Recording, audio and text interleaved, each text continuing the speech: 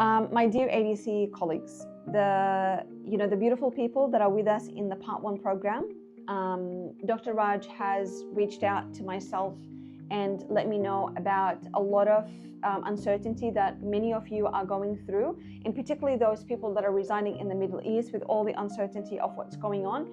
You might be right now one of those people who are in Iran that is going through this horrible situation of what they are facing, or you might be in one of the neighboring countries where you might have been hit by one of the missiles, or you are under alert and the airports are shut down and you don't even know if you're able to travel or not.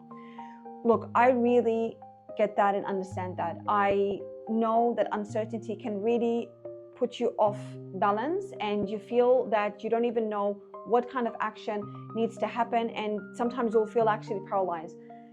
But let's just take a deep breath and take a step back and think about it from not an emotional place, even though we can be tempted to think like that, but from an objective place. Number one, if you are actually in the war zone right now and your exam, your venue is not in the place where you're able to travel by car, meaning that you have to fly actually, and you don't know if the airports are going to open or not, it is okay to think of withdrawing from the exam. Or if financially you're in a situation where you're able to take that risk, then think about it in it's money that will go. As long as you are safe and your loved ones are safe, then just take the risk of, if I'm able to do the exam on the day, I'm just going to take the risk. If not, I will lose the money.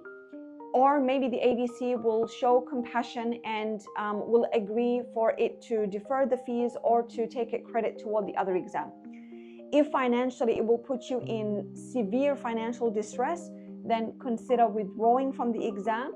Talk to the ADC, email them and let them know about the situation, and hopefully they will consider that. It's not a guarantee, but it's something. Now, this is for the people who are right now unable to, or think that they won't be able to do the exam. Before I move to the next step and the next advice, can I just say, if you are actually in the war zone right now and you are actually in danger, or your loved ones are in danger, number one, my heart is with you. All of our hearts are with you and our thoughts are with you. Please look after yourself and protect yourself. Please, the utmost priority for you is to look after yourself, the safety of yourself and your loved ones. Anything else can be solved. Even if you lose the money, even if you had to not do the exam and you had to wait for another year or 6 months, that does not matter.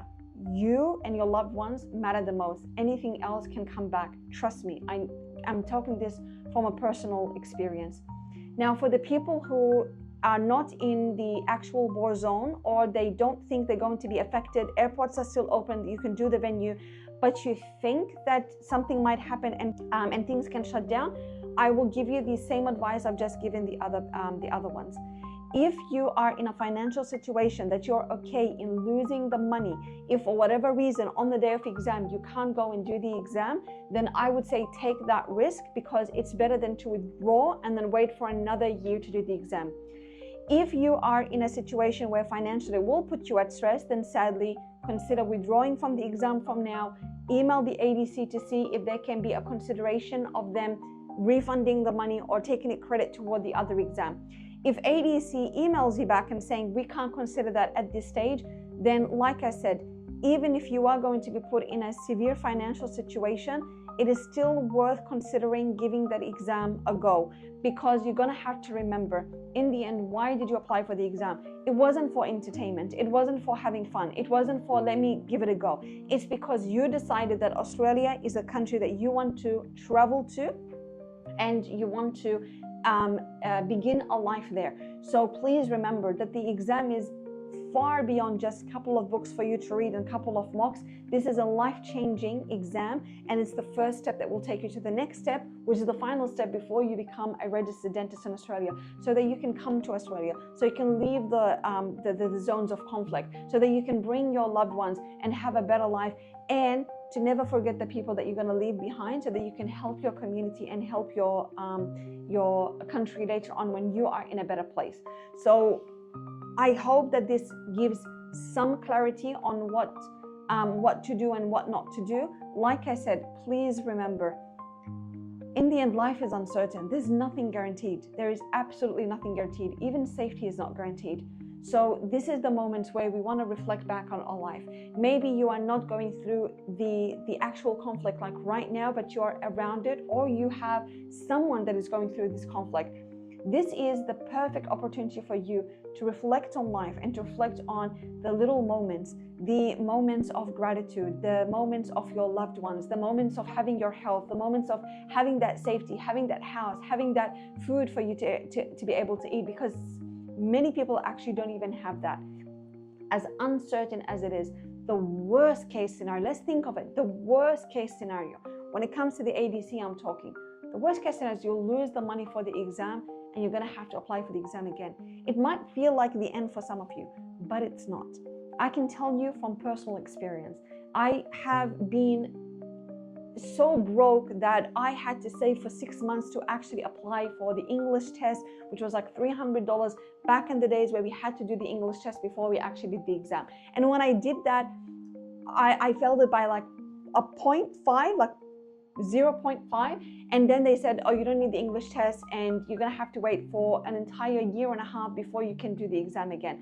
I've been through that situation where there was so much uncertainty with the ADC and they provided faulty material, and then they didn't even admit it until like later, when all of us panicked because it was a faulty tooth and no one was admitting that it was a faulty tooth, and I lost the exam because I got so fixated on the problem, and they only admitted the problem the next day. And the best that they said was, it's our fault, we're going to give you a free exam, but after a year. And I had to wait for an entire year for me to do the exam again, and it was very unfair.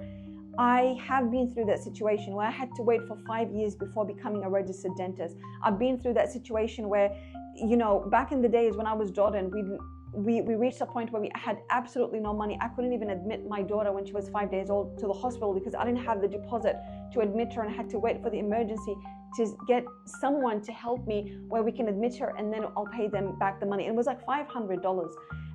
I get that. I got married in 2008 during the global financial crisis where all of our families lost money. We just got married. Me and my husband were students. We were relying on his dad to pay us the bills, and you know, he lost his company and my dad lost his job, and we literally started counting pennies and seeing if we can buy bread the next day or not. I've been through those situations personally, so I don't come from theory. I'm not coming to you as your mentor or the senior in ADC to tell you, oh, it's going to be okay and just go and apply for the exams.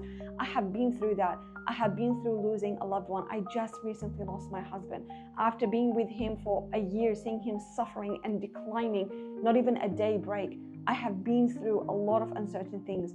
I know it, but you are stronger than you think. And what you think is the worst thing that can happen to you sometimes actually becomes the best thing that happens to you. Of course, losing a loved one, you can never say that, you know, what is the best out of it, but you can say that you can get out of it stronger. I'm still here, I am healthy, I have my kids, and I'm continuing with his legacy because he's the one that built the academy with me, and I promise him that I'm going to continue the legacy. So uncertainty is going to happen, sometimes on a large scale, sometimes on a small scale, but don't blow it out of proportion. Don't think emotionally. Think of it logically. As long as you're safe, your loved ones are safe, anything else can be solved. I wish you the best of luck. Please reach out if you have any problems. We are here for you. The entire team is on alert to take your phone calls or to get back to your messages if you need to reach out to us. If you need a session with myself that you want something interactive, please let me know. And like I said, our prayers and thoughts with you, it shall pass. You are stronger than you think, and we're going to do this together. We are here with you. Best of luck. I'll see you soon.